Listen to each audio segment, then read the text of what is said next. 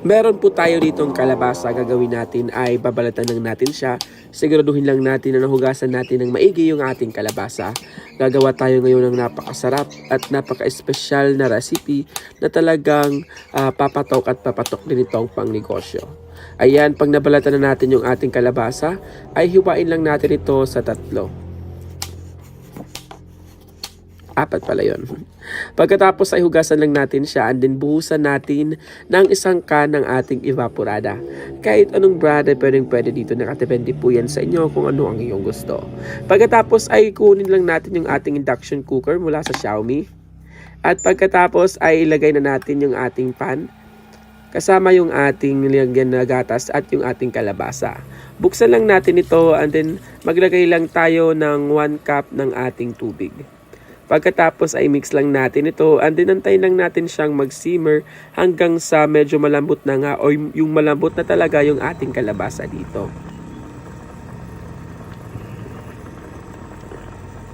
Ayan guys, sa gatas natin pinakuluan yung ating kalabasa dito. Hindi natin siya pinakuluan sa tubig para mas lalong maging creamy siya yung ating kalabasa. Siguraduhin lang natin yung ating mabibiling kalabasa ay yung magandang kalabasa talaga, yung wala talagang uod. Pagkatapos ay kailangan talagang mahugasan natin maigi yung ating kalabasa. So antayin lang natin siyang mag-simmer hanggang sa mawala na nga yung gatas or mawala na nga yung ating mga liquid. Tulad dito guys. So pag naging soft na nga yung ating kalabasa, durugin lang natin and then papatayin na natin dito yung ating apoy. Durugin lang natin ito para medyo malambot siya pag isinama natin sa ating recipe ngayon. Ayan guys, palamigin lang natin siya and then set aside lang muna natin. Sa isang mixing bowl nga ay maglalagay tayo ng ating butter. Lagay lang tayo ng 1 cup ng ating butter, mix lang natin siya. Pagkatapos maglagay tayo ng 2 cups ng ating brown sugar. At pagkatapos ay mix lang natin ito hanggang sa ma-dissolve na nga yung ating sugar. Ayan, kung meron po kayong electric mixer, mas maganda rin yon. Or meron kayong wire whisk, mas mapapadali po yung inyong pagmix. Pero kung wala naman kayo, pwede nyo gumamit ng spatula or mano-mano na lang. Pagkatapos maglagay tayo dito ng ating vanilla extract, pandagdag aroma lang sa ating recipe ngayon. 1 teaspoon lang ng ating vanilla extract, pagkatapos ay mix ulit natin siya. Pagkatapos sundan din natin yung 4 na piraso ng buong itlog. Yes guys, 4 na buong itlog. By batch lang ang ating paglagay dito. 2 buong itlog muna ang ating ilagay and then mix lang natin hanggang sa mag-corporate dun sa ating butter.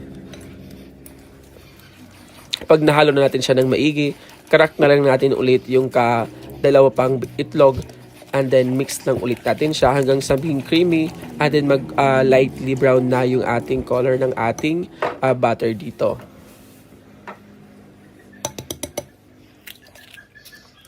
Ayan guys, yung size nga pala ng ating itlog ay large, medium to large. Basta wag lang kayong gagamit ng small. Pag gumamit kayo ng small ay pwede kayong dagdagan ng 1 pang itlog, bali 5 itlog. Pag small yung inyong ginamit dito. Pagkatapos ay buhusan na rin natin ng 1 cup ng ating gatas. And then mix lang ulit natin hanggang sa mahalo siya ng maigi.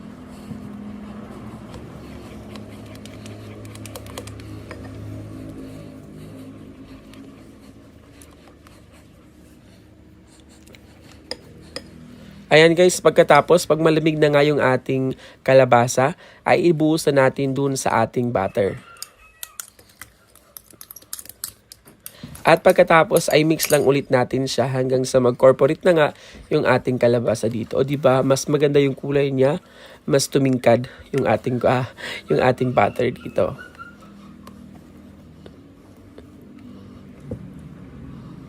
Pagkatapos ay dun na tayo sa ating dry ingredients. Mag-sift lang tayo dito ng 4 cups ng ating all-purpose flour. Ayan, kung wala po kayong all-purpose flour, pwede kayong gumamit ng cake flour na lang. Nakadepende po yan sa inyo. Siguraduhin lang natin na na-sift natin ng maigi yung ating flour para talaga hindi siya magbuo-buo pag i-mix na natin siya or binake natin siya mamaya. Ayan guys, 2 cups lang pala ng ating all-purpose flour ang ating gagamitin dito. Maglagay din tayo ng 1 teaspoon ng ating baking powder, 1 teaspoon ng ating baking soda. And then sieve lang natin ito. So ayun yung sinasabi ko guys, kailangan talaga ma-sieve kasi meron siyang nagbubuo-buo para hindi siya magbuo-buo pag binake natin siya mamaya. Pagkatapos ay haluin lang natin siya ng maigi hanggang sa mag-corporate na nga yung ating flour dun sa ating butter. Ayan guys, wag natin po siyang i-overmix kasi pag i-overmix natin, hindi siya magiging gaanong aalsa yung ating cupcake. Ayan guys, yung ating magluto dito ay hindi natin siya i-oven. Gagamit po tayo ng ating Ramjoy air fryer mula sa Xiaomi. Napakaganda nito guys at napakadaling gawin lang at napakadaling lutuin.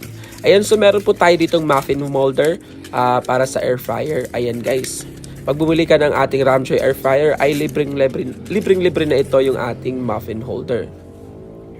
Ayan, maglagay lang tayo ng liner and then meron po tayong ice cream scooper. Scoop lang natin siya, 1 scoop lang.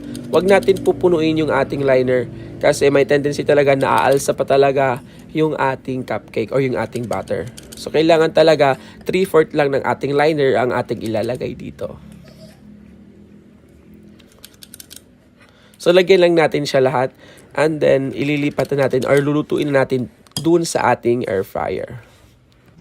Ayan guys, ito na nga yung ating Ramjoy air fryer. Napakaganda nito guys. Sa mga gustong bumili ay available ito sa Lazada at sa Shopee. Ilalagay ko na lang yung link sa ating description box.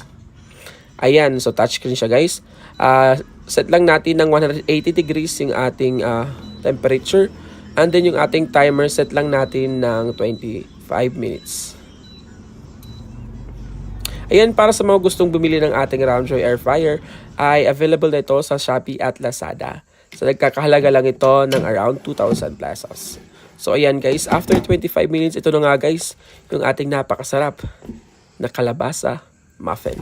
O diba, napakadaling gawin lang at hindi mo akalaing sa air fryer natin ito linuto. Ayan, para po sa ating complete list of ingredients ay nilalagay po natin yan sa ating description box sa baba. Maraming salamat sa panonood. I hope ay meron po kayong natutunan na naman dito sa ating napakasarap at kakaibang recipe gamit yung ating kalabasa at gamit yung ating Ramjoy air fryer mula sa Xiaomi. Para sa mga gustong bumili ng ating Ramjoy air fryer ay pwede kayong mag-visit sa kanilang website na Ramjoy Philippines or sa kanilang Facebook page Ramjoy Philippines at Xiaomi Philippines.